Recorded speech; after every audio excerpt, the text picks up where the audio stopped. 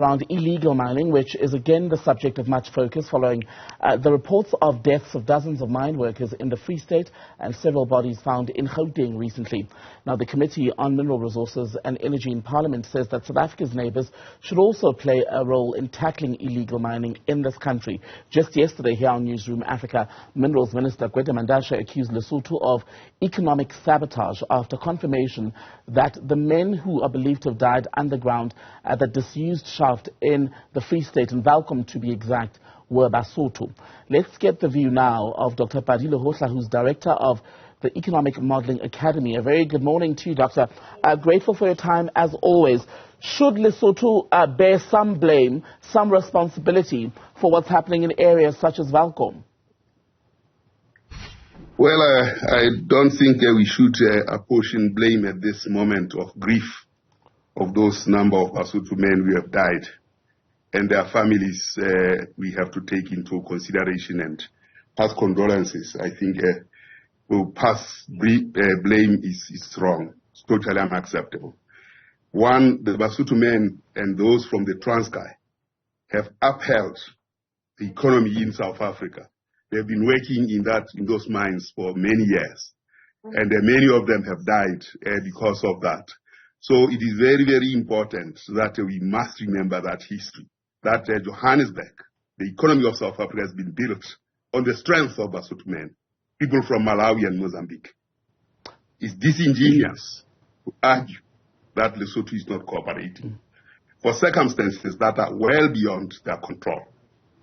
And what you're referring when to, the mines closed, what you're referring to, pardon me, there, when you say the contribution of labor from areas such as Lesotho, Malawi, and here in South Africa, the Eastern Cape, it was the migrant labor system which took on many of those men. And I wonder how things have shifted from the formal labor setup then to now what we're seeing in terms of informal, what's been called artisanal mining or illegal mining. Well, indeed, that's the question of the just transition. The just transition from mining to other forms of industry have not been taken into account as we planned ahead. So these destitute men who have to go and scrape a living in the deep bowels of earth are victims of that system that has not taken care of them. Just as the water, the mine, acid mine water in the mines is a victim of these mining operations. These are both the men and this water are collateral damages, whose lives, whose well-being of water are left to their own discretion. So it is not right, therefore, to think in that manner that Lesotho is not cooperating.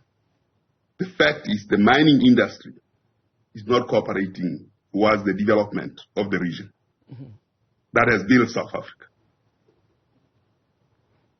And on the issue then, when you say that the system has failed to take care of many of these men involved in what is now illegal mining, how should the system have taken care of them, and can it still do so when you consider the fact that, for example, the mine shaft in Valcom was last used formally in the 90s and formal operations have wrapped up already? Well, it might be. In Gauteng, in the gold mines, the acid water still affects us. So this neglect of resources and people is the responsibility of a responsible government. But it doesn't look like our government is responsible. And that's the problem. So blaming Lesotho government for not cooperating is not right.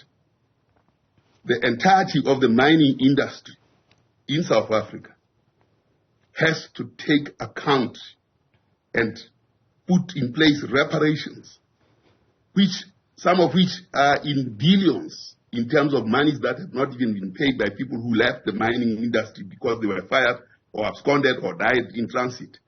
Those monies are still there. Somebody is benefiting from those monies. I think we need a humaneness towards others and towards the environment, because exactly what the Basotho died, those Basotho that died in those mines is exactly the acid water mine in acid mine water in Gauteng at the moment that is plaguing our environment. So this lack of care is splattered all over, including the just energy transition, where those who are suffering from inhalation of bad coal, bad smoke from coal, have not been reparated. There have been no reparations. As we talk about just transition at the moment, we're thinking about panels and not about people. Mm-hmm. So you've got the issue of a lack of reparations for those who worked in and around the mines, those who are suffering the environmental impacts as well. That's one aspect, but you've also got what people have complained about, saying that they've got people who are coming into the country illegally from neighboring countries, such as Lesotho, to eke out some form of living. In those cases, what is the responsibility of the government of Lesotho to its own citizens who are so poor that they feel they need to cross into another country and indeed put their lives at risk just to be able to bring back a couple of R100 back home? Well, this is a matter between Lesotho and South Africa on how they deal with all miners who came from Mozambique, Malawi, Lesotho, including within South Africa from the Eastern Cape, where many of them were killed at Marikana for asking for a fair wage. So it's not about the Lesotho government. It's about an industry that has been supported by men and women from the region, particularly those from Lesotho. Because there were about 160,000 people that were working on the mines from Lesotho and built the country called South Africa. They continue to do so. And for our information, we should remind ourselves that Lesotho was not poor, and it doesn't remain poor. Its country was annexed by the British and the Afrikaners. And South Africa is a beneficiary of that annexation of the Free State. So when we think about this, we have to think regionally about what should we do now that both South Africa and Lesotho are victims of the British colonialism and apartheid hegemony. That's what we should focus on and answer on behalf of those men that worked on this mine. I'm not sure, Dr. Lehohla, if you were able then to see the interview here on Newzroom Afrika yesterday by the Minerals Minister, Gweta Mandashe, who then accused Lesotho of economic sabotage, saying it's not doing enough to help deal with the problem, and that the country basically, I'm paraphrasing, draws benefit to from some of what has been happening. I wonder what future collaboration between Maseru and Pretoria should work like in order for this to end, people to stop dying in this way, and to better the relations between the two states? The two countries, I worked at the Ministry of Labour in Lesotho in 1981, and we were dismayed by the number of people that died every month. 31 bodies would be out of the mines of South Africa having died. In some cases, the miners would be told by the Afrikaners then that monkeys, when one dies, you shake the tree, many more will drop. Mm-hmm. I think our attitude to this matter should change.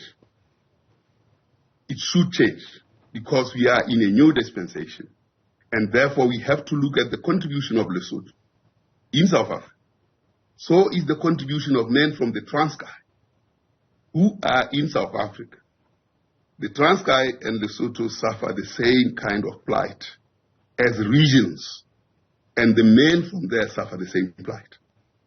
It's not a matter of whether you draw a boundary and say those ones are not taking care. It's actually the nature of the industry, what it has taken. Of course, the establishment of NAM, National Union of Mine Workers, tempered with this condition and made things a little bit better.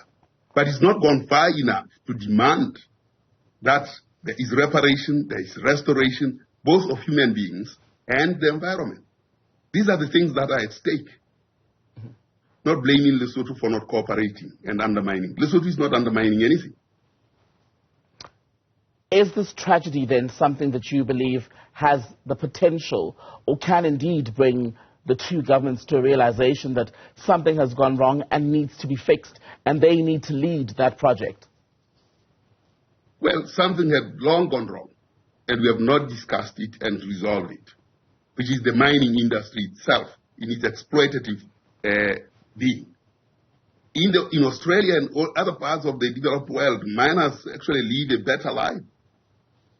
They don't get dispensed like monkeys that die, and then many more will drop. That attitude must stop. So the two countries and South Africa itself must wake up to the reality that the mining industry is very exploitative, both to people and the environment. To the extent that we have not fixed the acid water mines in Gauteng tells us a lot. The fact that Kimberley has been left with a big hole and nothing is happening there tells us a lot. The fact that across the border in Botswana and in Namibia, those governments are beginning to say nothing leaves these countries before they are processed, particularly the rare minerals. Perhaps there is a wake-up call that we should focus on, rather than whether Lesotho cooperates or undermines or sabotages South Africa. That's the wrong focus. And the minister has to focus on the right things around the mining industry in relation to the human beings and human lives that have been ravaged by the mining industry for centuries. And just on that, Dr. Lehohla, have not benefited from it.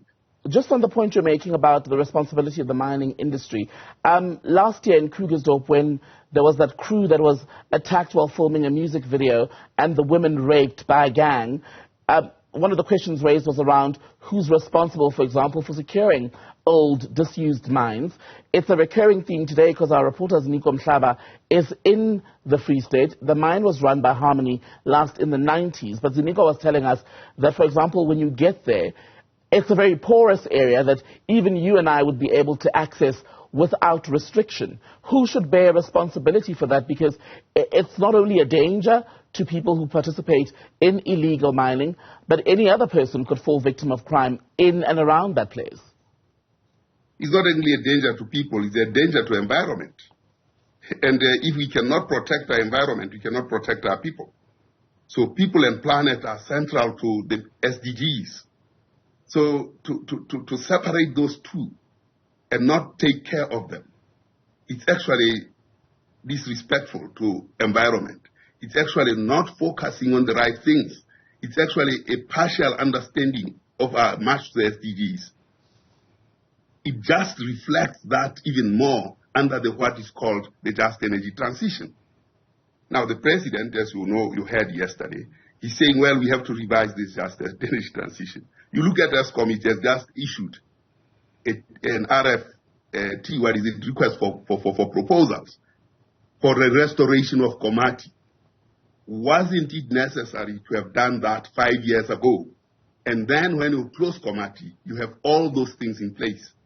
Now, where are those people? So I am arguing that the incident, which is so very painful, which reflects 31 people dying every month, working on the mines from Lesotho, now 22 dying just at one show, suggests to us there is lack of care. And even the just energy transition that produces an RFP yesterday, after Komati has been closed, to see how justly those people can be treated, is absolutely stupid. It's actually insulting the intelligence of anybody. Because that RFP should have been called 5 years ago, so that when Komati closes, the transition is already made for people. But it wasn't. So when you take this totality of things, you realize the callous nature of how government is subjecting us as citizens. Not only of Lesotho, let me talk about the South African ones. Lesotho might just be an easy collateral and an excuse presented. We cannot run away from the callous way in which we are treating planet and people in this country. Dr. Lehohla, good to speak to you. Thank you so much for your time this morning, sir.